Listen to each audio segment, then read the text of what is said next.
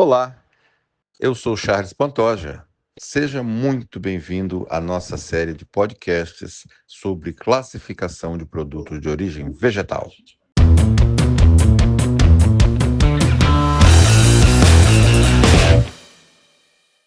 O Brasil é uma potência agrícola, né? Um dos maiores produtores de grãos do planeta. A gente vê aquelas imagens da colheita, os tratores, caminhões, uma riqueza imensa saindo do campo. Exato. Mas aí fica a pergunta, para onde vai tudo isso? Vai para silos, para armazéns gigantescos, e é ali, no silêncio, que começa uma guerra. Uma batalha que ninguém vê. E é uma guerra com baixas altíssimas. Um dado que, olha, aparece em todos os materiais que a gente analisou é que uma estocagem mal feita pode jogar fora até 15% dos grãos no Brasil. 15%? 15%. Isso não é só um prejuízo financeiro absurdo para o produtor.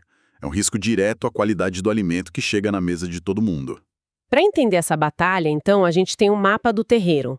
Temos um manual técnico da Embrapa, super detalhado, uma apresentação de workshop que é quase um guia tático, sabe? Sim, bem prático. E ainda um artigo científico focado nas armas biológicas do inimigo, que são os fungos e as toxinas, e um guia de boas práticas para o produtor, que está ali na linha de frente. Exato. E a nossa missão aqui é usar tudo isso para, desvendar quem são esses inimigos, qual o arsenal que a gente tem para se defender e entender por que a vigilância constante é a chave para a vitória. Ok, então vamos começar pelo básico de qualquer guerra: conhecer o inimigo.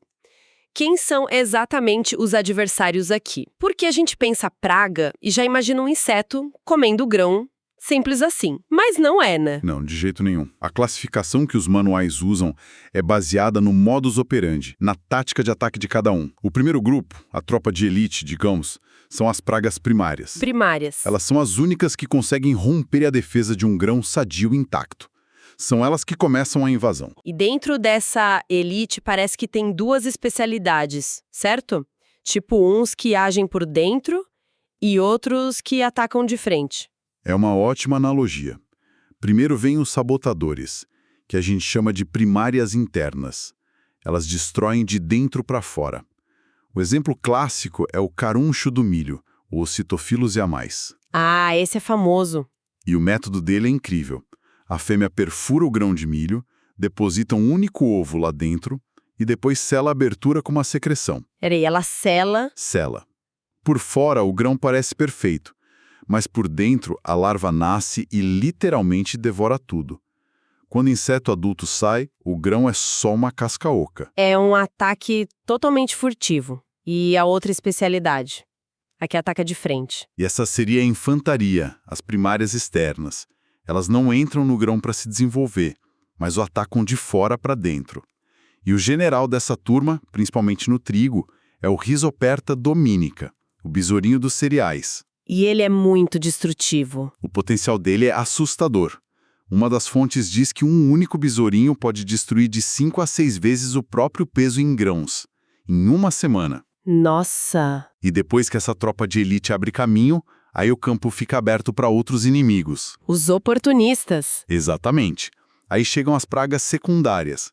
Elas não conseguem perfurar um grão intacto. Elas se aproveitam da bagunça, atacam grãos que já estão quebrados, danificados. O Tribolium castaneum é um exemplo. E o que ele faz? Ele se multiplica numa velocidade absurda no meio dos fragmentos e da poeira, e a atividade deles gera calor, gera umidade, o que piora tudo. É um efeito cascata. Mas a guerra não é só contra inimigos visíveis, né? Os materiais deixam bem claro que tem um adversário microscópico, que muitas vezes é bem mais perigoso. Sem dúvida. Aí a gente entra na guerra biológica do armazenamento. Estamos falando dos fungos e do que eles produzem, as micotoxinas. O produtor tem um nome para isso, né? Grãos ardidos. Isso. É o termo que eles usam para grãos que ficam escuros, com aparência de queimado por causa de fungo, calor e umidade. E imagino que a aparência feia do grão seja o menor dos problemas. É só a ponta do iceberg. O problema real é invisível. Fungos como Aspergillus, Fusarium, eles liberam essas micotoxinas, que são substâncias químicas super tóxicas.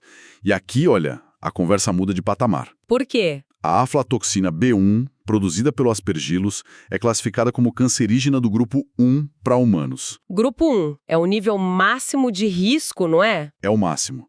Não existe categoria de risco maior que essa. Meu Deus! Se a toxina tá no grão e esse grão vira farinha, ração, cerveja... Ela vai junto. Exatamente. E o pior, o artigo científico é claro nisso. Cozinhar, assar, esses processos matam a fungo, mas não destroem a toxina. Ela continua lá, no alimento. As fumonizinas de outro fungo, o fusário, são associadas a defeitos no tubo neural de fetos, a altas taxas de câncer de esôfago. É assustador pensar que tudo isso começa com um pouquinho de umidade a mais dentro de um silo. É o efeito borboleta. Por isso, a conclusão de todas as fontes é a mesma. A melhor batalha é a que você não precisa lutar. Prevenção é tudo. E essa prevenção começa bem antes de o primeiro grão entrar no silo. É a preparação do campo de batalha. A apresentação do workshop usa um acrônimo ótimo para isso. DOLIO é uma forma excelente de resumir o conceito de profilaxia, né? A ideia é deixar o ambiente hostil para as pragas. E o do olho começa com D de descarte. Que é basicamente não deixar entulho para o inimigo se esconder. Resto de grão, saco velho... Exato. Tira o abrigo e a primeira fonte de comida. Depois vem O de organização e L de limpeza, que nos leva a um ponto que vai muito além de inseto. A poeira dos grãos, por exemplo. Não é só sujeira. É combustível. É combustível. E aqui a falta de limpeza pode ser fatal, literalmente. Certo. A apresentação destaca 2 riscos gravíssimos. O primeiro é o de explosão. É o triângulo do fogo no silo. Você tem a poeira de grãos no ar, que é o combustível, tem o oxigênio, que é o comburente, só falta uma faísca de um motor, um curto-circuito. E aí? E aí você tem uma explosão com a força de uma bomba, capaz de destruir um silo de concreto. Terrível. E o outro risco, você disse que eram 2. Um perigo mais silencioso, talvez. Sim, o de asfixia. Um inimigo invisível. Grãos em decomposição em locais fechados, como túneis e poços de elevadores, consomem oxigênio e liberam muito dióxido de carbono, o CO2. E ele fica acumulado embaixo por ser mais denso. Perfeito. Ele expulsa o oxigênio. Uma das fontes cita que, com concentrações acima de 40% de CO2, a morte por uma pessoa é instantânea. Não dá nem tempo de perceber. Entendido. Campo de batalha preparado, forte, limpo e seguro. Agora a colheita entra. Como a gente protege a massa de grãos? Vamos pro arsenal? Certo. O arsenal começa com os métodos físicos, a primeira linha de defesa. E os 2 controles mais básicos são temperatura e umidade.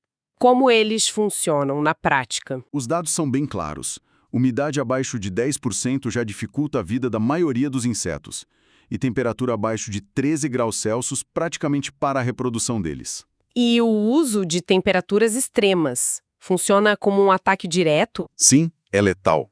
Acima de 50 graus Celsius ou abaixo de menos 15 graus Celsius, a maioria morre em menos de 1 hora. Mas aqui tem um detalhe fascinante do estudo da Embrapa. Qual? Num experimento, eles aqueceram os grãos a 47,5 graus Celsius. Isso matou 100% dos besouros adultos. Vitória, certo? Parece que sim. Só que não. O calor não matou os ovos e as larvas, que estavam protegidos dentro dos grãos. Ah, então é uma falsa sensação de segurança. Total. O produtor acha que resolveu porque não vê mais inseto, mas a infestação vai voltar com tudo assim que a temperatura baixar. Isso é crucial. E além da temperatura, que outra arma física se destaca? Uma que é incrível é o uso de pós inertes, como a terra de diatomáceas. É um método antigo, natural, que está voltando com tudo. E como funciona? Não é um veneno. De forma alguma.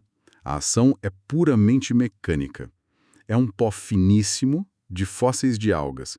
Em escala microscópica, essas partículas são super afiadas. Certo. Elas grudam no inseto, arranham a proteção de cera que ele tem e pronto, o inseto morre desidratado. Que loucura, uma morte por 1000 cortes. As vantagens parecem enormes. E são, não deixa resíduo tóxico, é seguro para quem aplica e, o mais importante, é praticamente impossível o inseto criar resistência a isso. Mas e quando a infestação já está grande demais para os métodos físicos? Aí entram os químicos, né? Sim, e aqui a gente tem 2 abordagens. A primeira É o tratamento preventivo. É como minar o campo.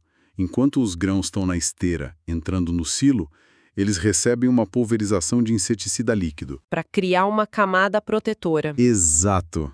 Para matar qualquer um que tente começar uma colonização. E se o inimigo já está lá dentro, instalado? Aí é hora da artilharia pesada. É o tratamento curativo, o expurgo ou fumigação. A gente usa um gás, a fosfina, que é super tóxico e penetrante. E para isso funcionar, imagino que precise de muita precisão. Total. O sucesso depende de 4 fatores: dose correta, concentração letal, tempo de exposição e, o mais crucial de todos, vedação total do silo. Qualquer vazamento e a operação toda fracassa. E qual seria o protocolo para aniquilação total? A recomendação da Embrapa é bem específica. Para matar todas as fases de vida do inseto, do ovo ao adulto, a concentração do gás precisa ficar acima de 400 ppm por, no mínimo, 120 horas. 5 dias. 5 dias. Menos que isso, você mata os adultos, mas os ovos sobrevivem e a infestação volta. Não afeta a germinação? Essa é a pergunta de $1 milhão. E a pesquisa da Embrapa respondeu. Eles fizeram testes com sementes de soja, trigo, arroz e o resultado foi claro. Se o expurgo for feito corretamente, ele não afeta a qualidade fisiológica da semente. Ou seja, a germinação e o vigor da planta ficam intactos. Exatamente. É uma arma poderosa, mas segura para a semente, se usada com precisão. E é aqui que a história, que já era uma batalha, vira uma corrida armamentista. Porque o inimigo não está parado, ele está evoluindo, se adaptando e contra-atacando. Exatamente isso. Estamos falando do fenômeno da resistência a inseticidas. É a evolução acontecendo em tempo real, numa velocidade assustadora, dentro dos nossos selos. E os números que as fontes apresentam são absurdos. São estarrecedores. O exemplo do besourinho, ou Rhizoperta dominica, é o mais drástico. Coletaram populações dele no Brasil que já eram 874 vezes mais resistentes ao inseticida deltametrina. 874 vezes? Isso. Mas o mais chocante é que pegaram esses insetos e continuaram a seleção em laboratório. Em 9 gerações, esse fator de resistência saltou para mais de 9.000 vezes. 9.000. Como isso é biologicamente possível? As fontes descrevem basicamente 2 mecanismos. O primeiro é a resistência metabólica. De forma simples, é como se o inseto desenvolvesse um superfímado. Ele produz enzimas que digerem e neutralizam o veneno muito mais rápido. Antes que o veneno faça efeito? Exato. E o segundo mecanismo é a alteração no sítio de ação. O inseticida funciona como uma chave que se encaixa numa fechadura específica no sistema nervoso do inseto. Uma mutação genética aleatória muda o formato da fechadura. A chave, o veneno, não encaixa mais. Perde o efeito. Então é uma corrida. A gente cria uma arma química e o inimigo desenvolve uma blindagem genética. E parece que a evolução dele está mais rápida que a nossa inovação. É por isso que a conclusão de todo esse material é que não existe uma bala de prata. O conceito que amarra tudo é o manejo integrado de pragas, o MIP. É sair da mentalidade de aniquilação e ir para uma de gerenciamento, de estratégia. Perfeito. A chave do MIP é um monitoramento constante. Usar armadilhas, coletar amostras, saber exatamente quem é o inimigo, onde ele está e em que quantidade. E aí tomar a decisão certa. Na hora certa. Talvez a solução seja só ligar a aeração para resfriar os grãos, ou usar a terra de diatomáceas. Ou, só em último caso, fazer um expurgo. É usar o arsenal de forma inteligente. Fica claro que essa guerra nos silos é muito mais complexa do que se imagina. Vai da vassoura à genética. E isso nos leva a uma reflexão final, né? Um olhar para o futuro dessa batalha. Exato. A gente falou muito sobre controlar pragas com métodos físicos e químicos, que são, no fundo, armas de destruição. Mas as fontes também apontam, ainda que de leve, para uma nova fronteira, o controle biológico. Usar outros seres vivos para combater as pragas? Isso, usar bactérias e fungos do bem para combater os do mal. Um estudo citado no artigo, por exemplo, mostrou que uma bactéria, a Bacillus subtilis, conseguiu inibir o crescimento do fungo Fusarium e reduzir muito a produção de micotoxinas no milho. Então o futuro da guerra talvez não seja um veneno mais forte, mas um aliado mais inteligente. Essa é a provocação que fica. Com a resistência aos químicos aumentando sem parar, fica a pergunta: será que o futuro da segurança dos grãos está em desenvolver venenos cada vez mais potentes numa corrida que talvez a gente já esteja perdendo? Ou será que está em aprender a cultivar ecossistemas microbianos saudáveis dentro dos nossos próprios silos? Estaremos talvez caminhando para uma era de silos probióticos, onde a própria biologia se torna a nossa principal aliada e a nossa mais sofisticada linha de defesa.